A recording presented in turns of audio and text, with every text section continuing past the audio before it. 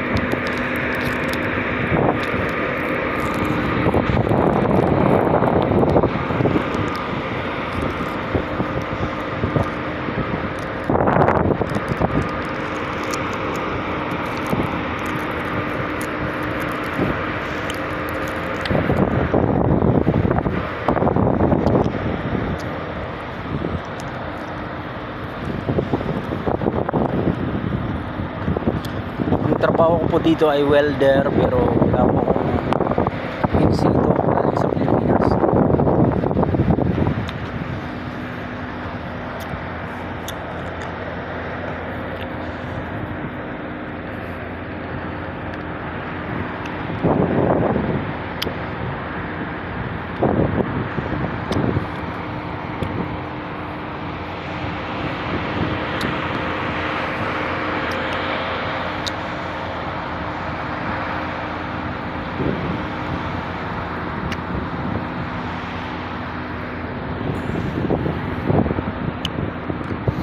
Crusher nila, oh,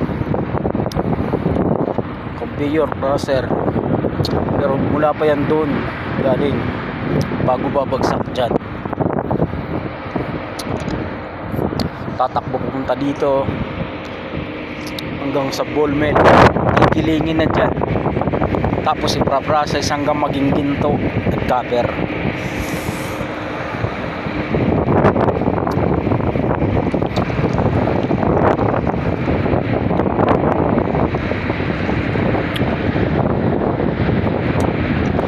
Sobrang lamig ho dito ngayon, kahit tanghaling tapat. Napakalamig. May araw nga pero lamig.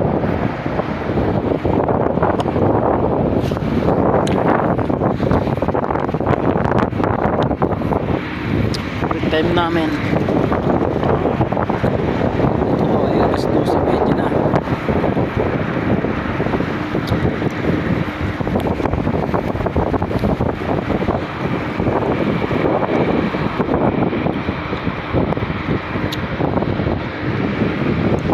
Malawak po nitong mining na to. Tsaka next year may bubuksan na naman kaming project. Mag-hiring na naman sila ng maraming Pilipino.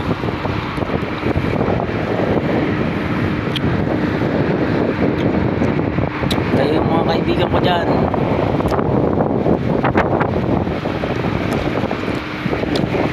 mag-apply na kayo sa mining ng Africa.